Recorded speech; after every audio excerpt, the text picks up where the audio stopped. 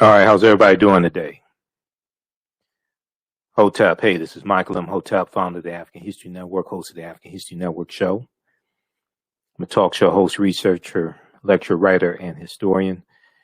So it is Friday, May 28th, 2021, and we are live. So I wanted to come on for a few minutes and talk about the Saturday online course that I teach, 12 noon to 2 p.m. Eastern Standard Time. Ancient Kemet, the Moors, and the Maafa, understanding the transatlantic slave trade, what they didn't teach you in school. So I wanted to give a brief preview of the online course. So it meets on Saturdays, 12 noon to 2 p.m. Eastern Standard Time. Next class is Saturday, May 29th. 2021. It's a 9-week online course that I teach, and we deal with thousands of years of history, and we deal with what led up to the transatlantic slave trade taking place. And we try to deal with this information as much as we can chronologically, okay? And, we deal with a timeline of history, dealing with about 5 million years of history. So I want to do a brief overview here. How's everybody doing? Share this broadcast on your social media platforms. Invite your friends to tune in as well. So I do a PowerPoint presentation. We have book references, articles, video clips. It's a ton of information here. Okay.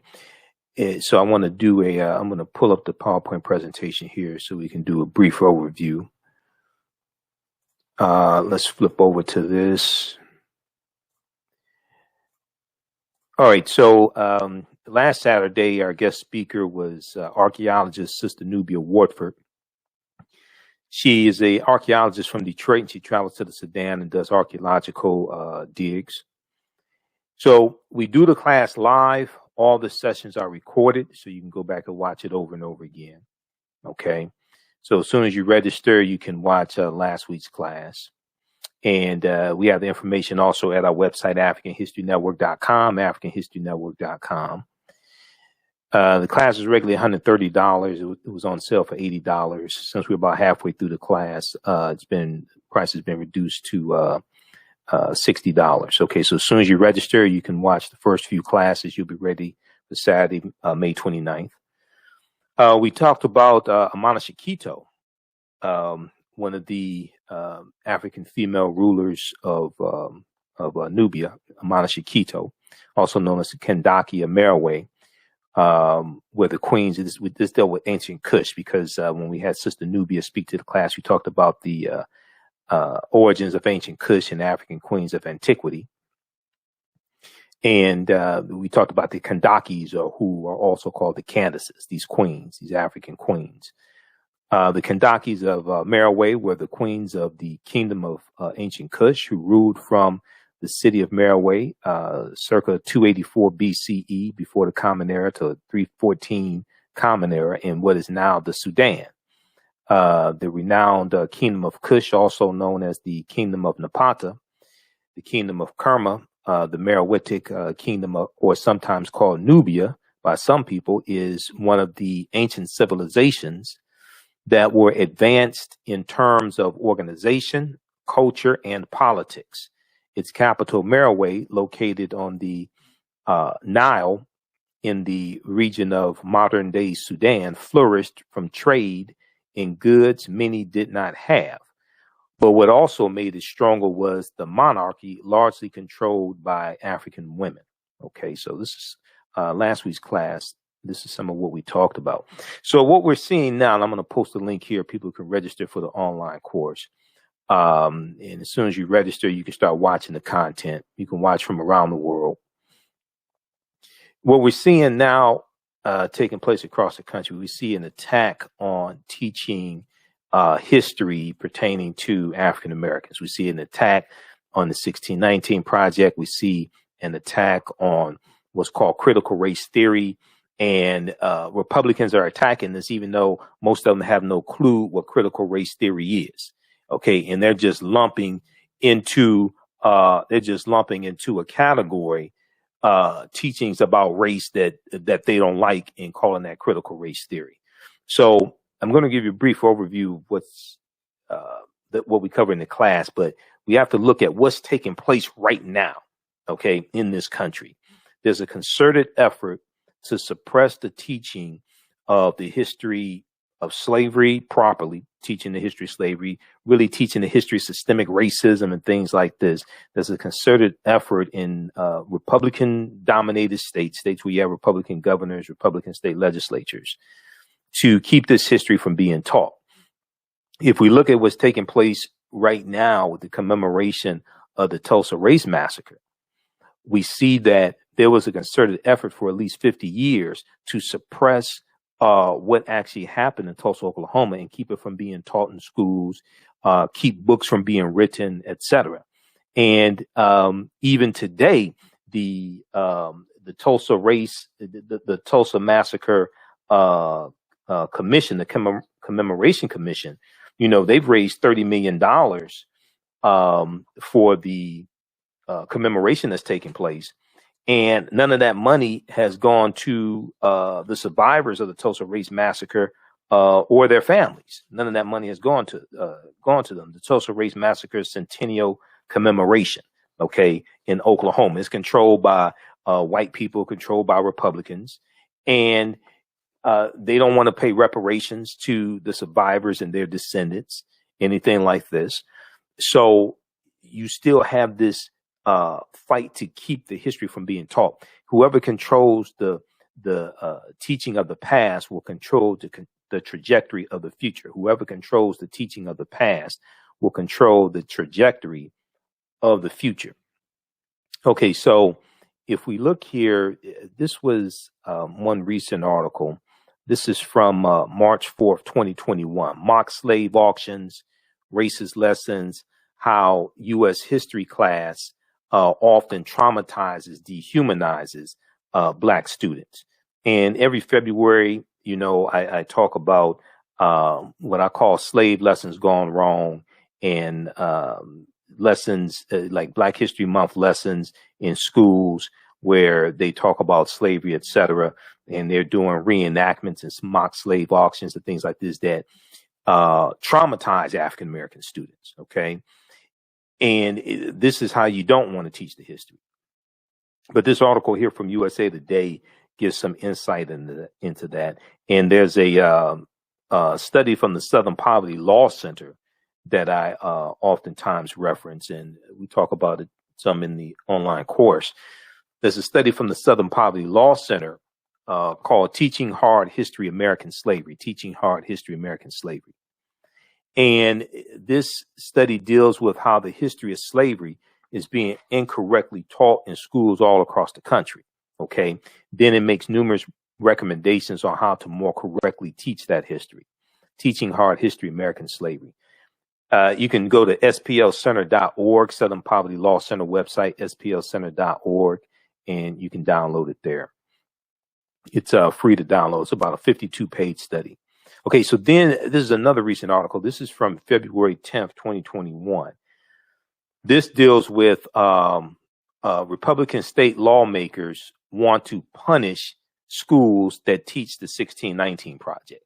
Republican state lawmakers want to punish schools that teach the 1619 Project. So we've seen at least 12 states pass laws to ban teaching critical race theory, but also some are banning teaching from the 1619 Project from the New York Times, spearheaded by journalist Nicole Hannah-Jones as well.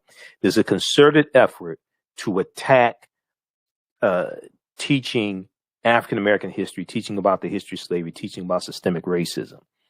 And when we look at critical race theory, for instance, Kimberly Crenshaw, who's one of the architects of critical race theory, said that I played this clip on my show last night. She said that with the protest that took place in summer 2020 over the death of George Floyd and Ahmaud Arbery and others, Breonna Taylor, etc., she knew that there was going to be a backlash. She knew that there was going to be a backlash. And this attack on critical race theory is that backlash, okay? Is the boogeyman that a lot of white conservatives were looking forward to attack. Okay, so this is what we're seeing. So we have this article here as well. Republican state lawmakers want to punish schools that teach the 1619 Project. There was a article from CNN that I talked about on my show. Some of you all saw this. This dealt with a letter that Senator Mitch McConnell, a Republican from Kentucky, along with about 36 Republicans, sent to Miguel Cardona, who's the new Secretary of Education. McConnell sends letter to Education Secretary demanding removal of the 1619 Project from federal grant programs. They don't want federal grant money to go to schools or school districts that will teach from the 1619 Project. Okay. What is it that you are afraid of, Moscow Mitch?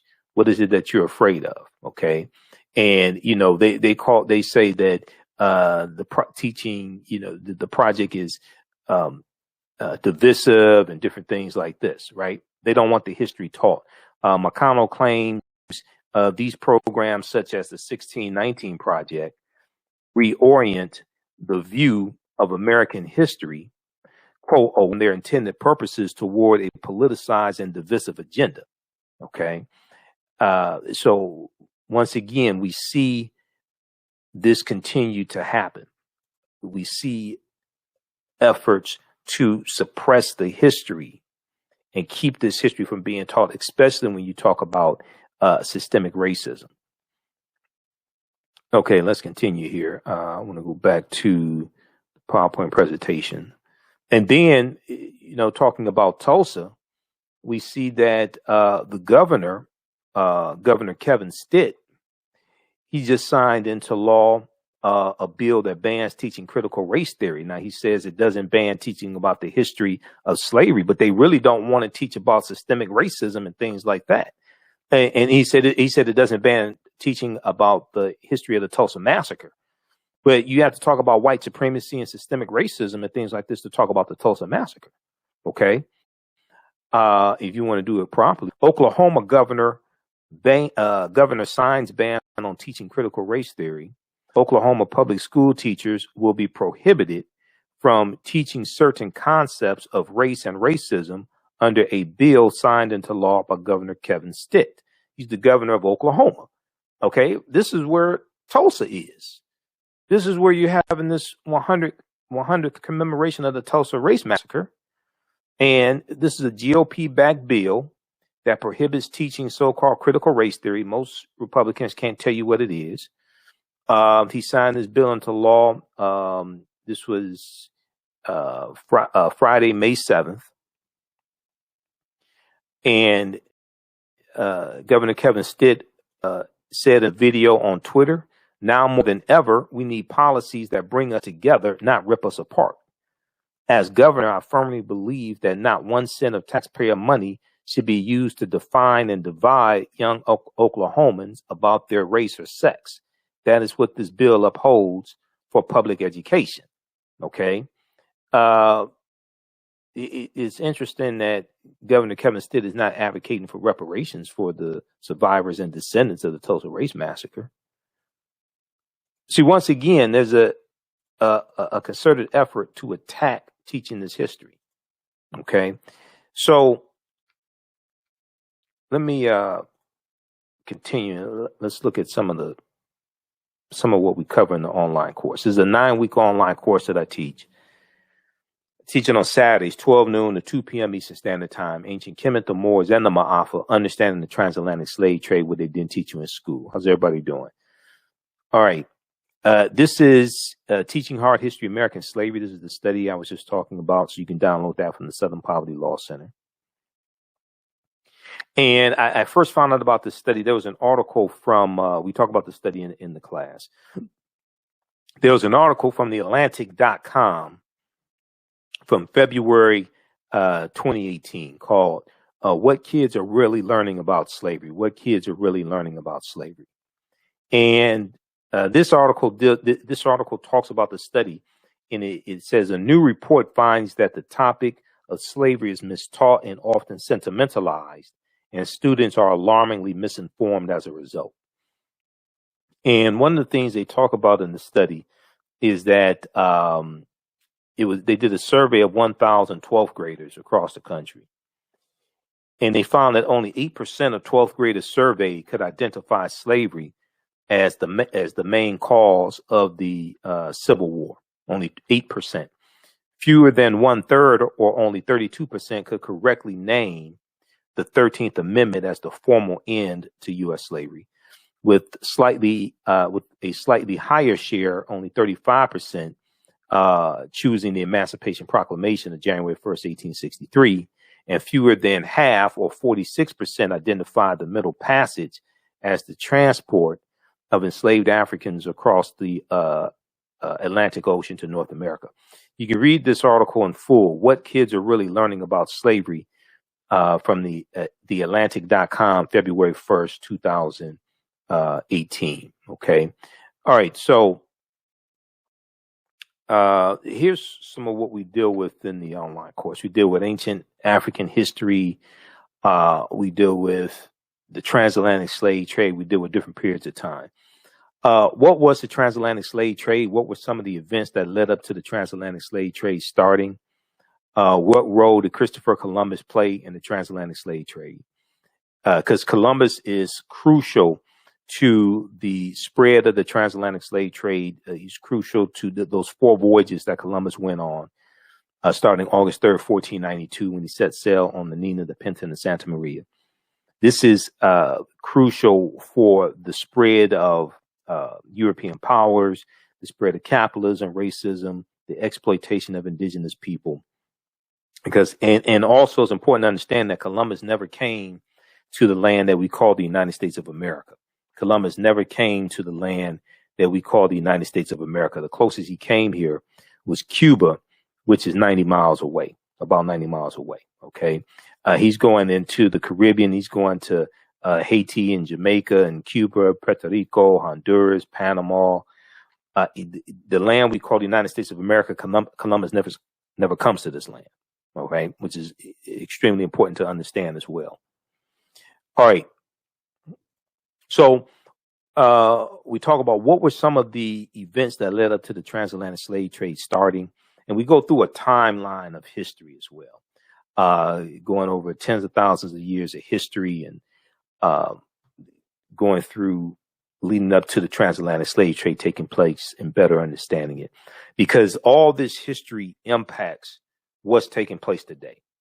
The discussions taking place today, the laws and policies that are being passed, the policies being suppressed, the attacks on African Americans, all of this is connected. When did Africans first come to the U.S. as slaves? All right, as enslaved Africans.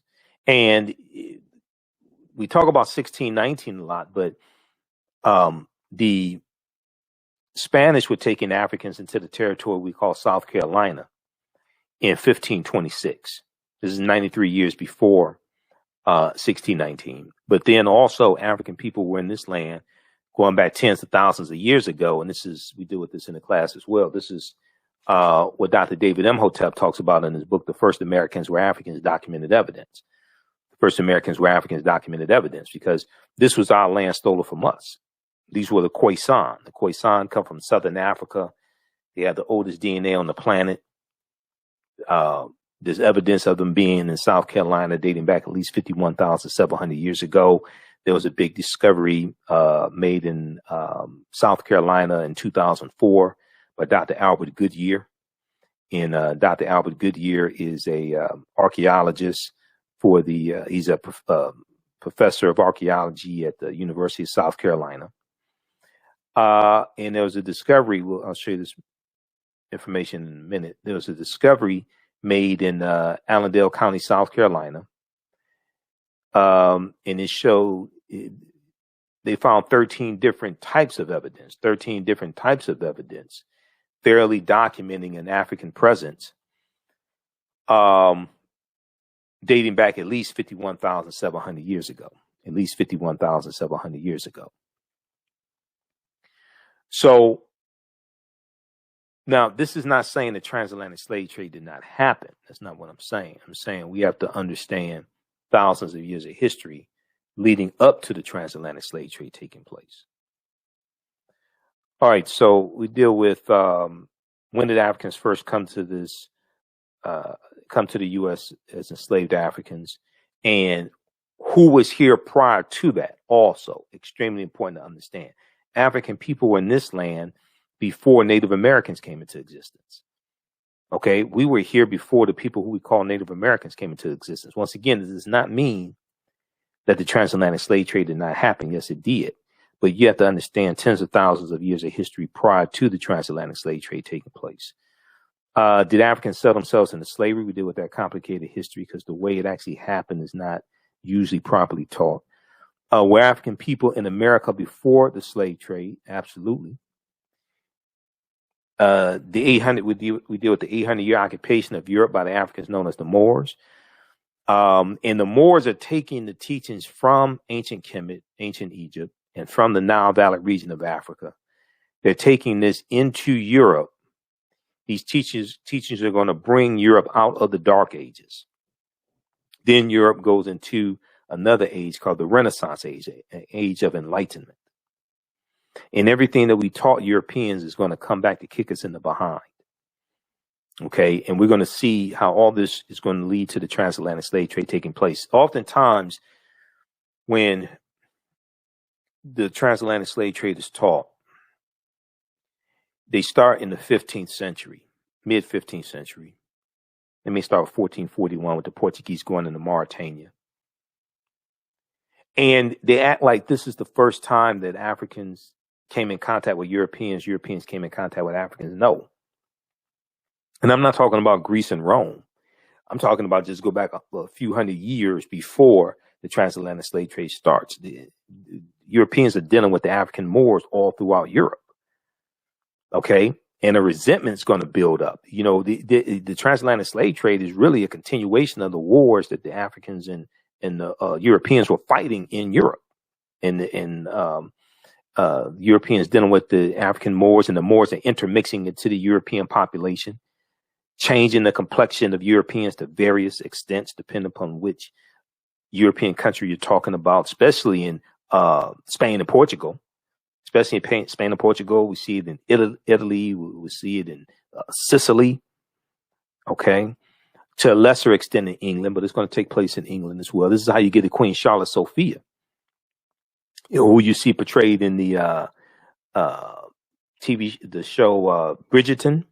Queen Charlotte Sophia was of African Moorish descent on her mother's side of the family, at least. Possible on her father's side of the family as well, but at least on her mother's side of the family.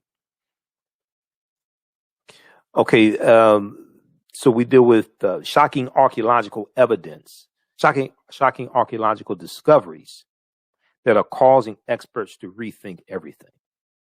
And when these archaeological discoveries come out, they keep having to push the timelines back. Okay, they keep having to push the timelines back, and they say this is causing us to rethink everything. And this new archaeological discovery is coming out every other week. Insurance companies that took out insurance policies on slave ships and enslaved Africans on the plantations. We talk about Freemasonry, America, and the founding fathers. All right. Or, you know, Dr. Francis Cress Wilson called them the foundling fathers. But the free understanding the Freemasonry is important because that's coming from taking you back to the Egyptian mystery system, and it's taking you back to the teachings in the lodges in ancient Kemet.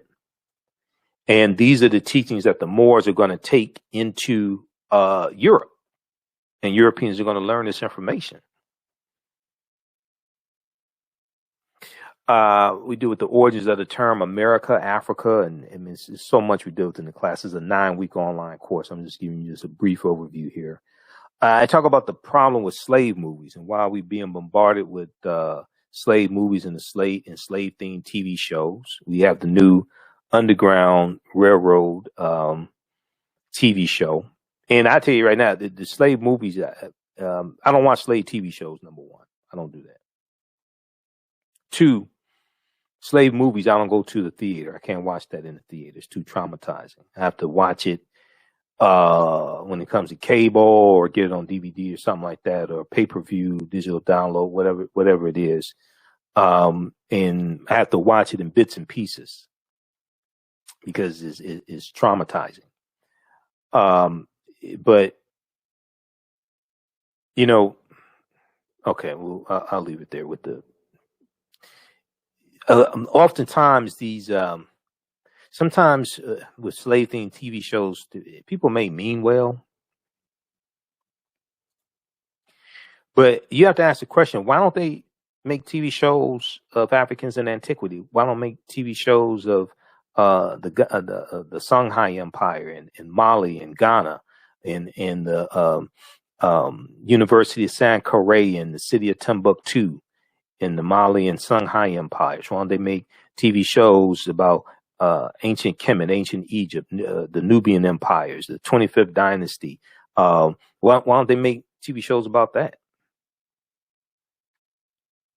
Why do you make TV shows and then also movies about us in a certain period of time under oppression, being enslaved, trying to fight for our humanity? This is one of the reasons why the movie Black Panther did so well, was because it was not another slave movie. And we got to see African people owning and controlling a country, even though it's a fictitious country of Wakanda. Wakanda is a real word. This is another thing I deal with in the class. So we talk about the film Black Panther and deal with how African history and culture and spiritual systems relate to the film Black Panther, because the word Wakanda is a real word, a real word. Wakanda, we see in Native American languages like the Omaha Ponca and Sioux Indian language. Wakanda means possesses secret powers. We know in the Kikongo language, the word Kanda means family, Kanda. And also Wakanda is a Bantu word. And I'm trying to find exactly which language. It may be Kikongo. But Bantu is a group of 500 African languages spoken in South Africa, in East Africa, going west to Cameroon. So when we talk about Black Panther, it's deep on multiple levels, and it deals with African language. You know, the language Isikosa is an African language. It's a Bantu language. That's the language spoken in the film Black Panther. We just dealt with that in the class last Saturday. So that film is deep on multiple levels.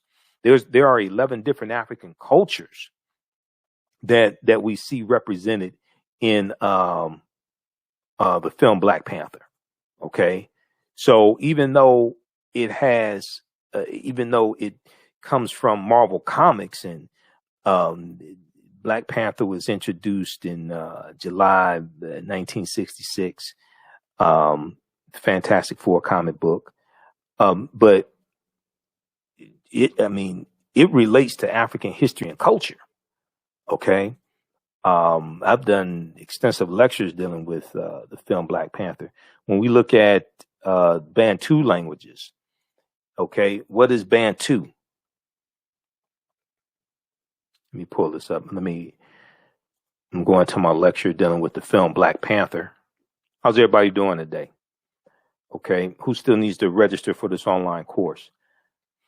Okay, what is Bantu? Bantu languages are a group of some 500 languages belonging to the Bantoid subgroup of the Benue Congo branch of the Niger Congo language family.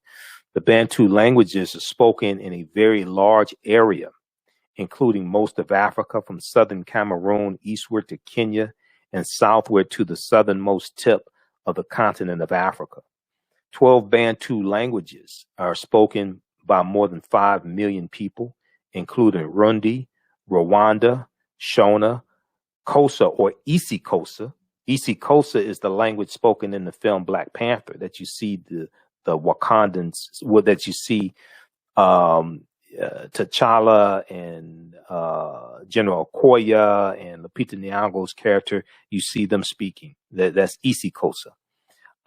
Zulu or Amazulu, and then Swahili or Kiswahili, which is spoken by 5 million people as a mother tongue and some 30 million as a second language, is a Bantu lingua franca language important in both commerce and literature. Okay, there's different information out there that different sources you can look at dealing with Bantu languages. This here is from Britannica.com. It's an easy source you can reference. There's other information out there, but you can start here. Okay, and we see this represented in the film Black Panther. All right, let's continue. So let me flip back over to the actual preview of the online course.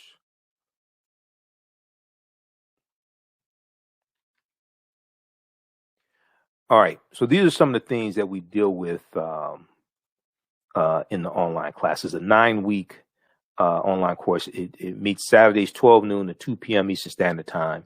So I do the class live, and all the sessions are recorded, so you can go back and watch them over and over again. You can join us in class live. You can ask questions in class. There's a text chat, so you can ask questions in class as well. You can see me. I can't see you. All right. But all the sessions are archived, so you can go back and watch them over and over again. You still have access to the classes even after the course is over with. So we deal with the problems with slave movies. Why are we being bombarded with slave movies and a slave-themed TV show? We do, and part of the reason I think is it helps to also, in a way, keep us in a slave mentality. Even though that they may show us fighting against oppression and white supremacy and slavery and things like this, right? It's still keeping us within the time period of being enslaved. And whatever is disseminated becomes imitated. It's still keeping us within the time period of being enslaved, trying to fight for humanity, trying to fight to be treated like a human being, and seeing images of us being tortured and killed and maimed and raped and things like this. How many TV shows are there of Jews during the Holocaust and in Holocaust camps and things like this? How many TV shows do they have like that?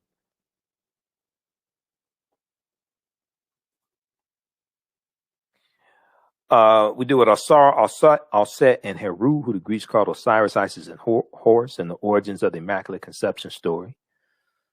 And this is a deep history. This then ties into the history of Christmas, and you deal with Christ, and we do now. Some of this may go outside the circumference of some people's awareness. Just because you never heard it before, disagree with it, or don't like it, does not mean it's not true. It just means you have to do some research to understand what I'm talking about. But we deal with the origins of the Immaculate Conception story, and Heru being born of a virgin birth on December 25th to the Virgin Alset, and then how this story gets retold over and over again among various cultures over thousands of years of history.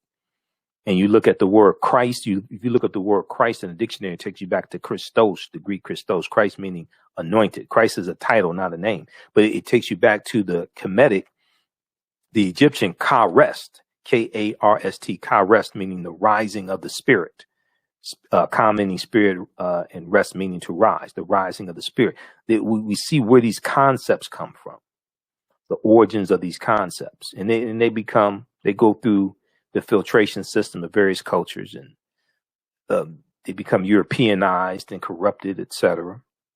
But you still can trace it back to the source. We do it links to ancient Kemet or Egypt, Kemet being one of the original names of Egypt, and early Christianity. Freemasonry in America. We'll also talk about the fake Willie Lynch letter 1712, because Willie Lynch never historically existed.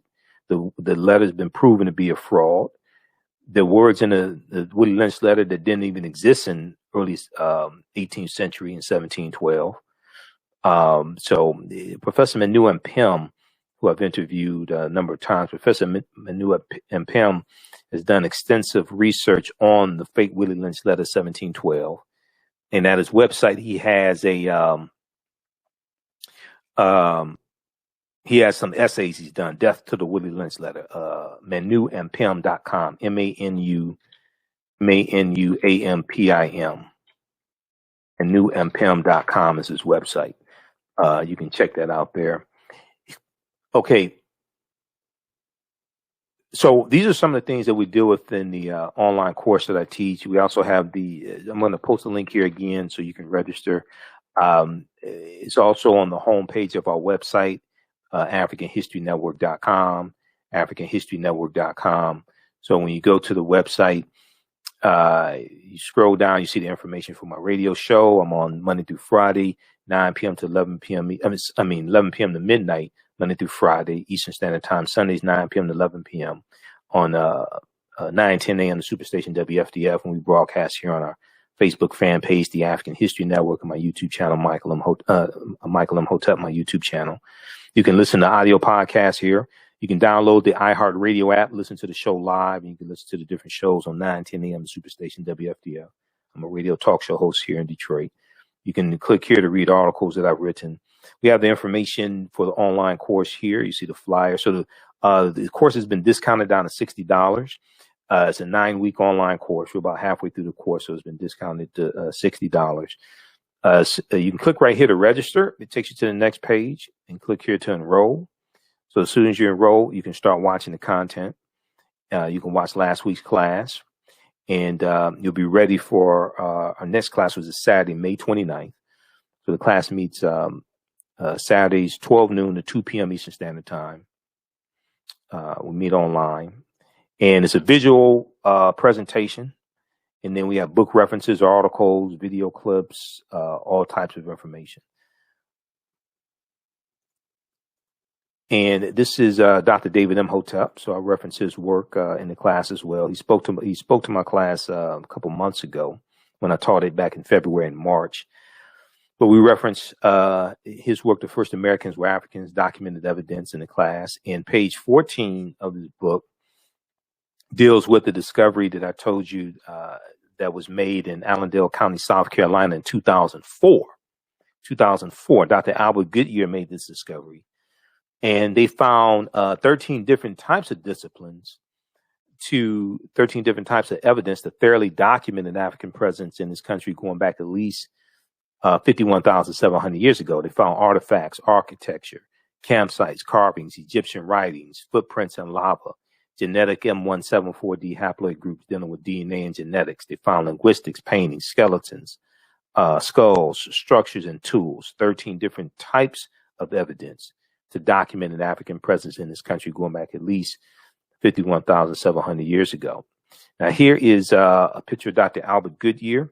This is an article from ScienceDaily.com. ScienceDaily.com is a scientific website. They have all types of scientific discoveries there, archaeological discoveries. This article is from November 18th, 2004. It's called New Evidence Puts Man in North America 50,000 Years Ago. Here's a summary of what the article says.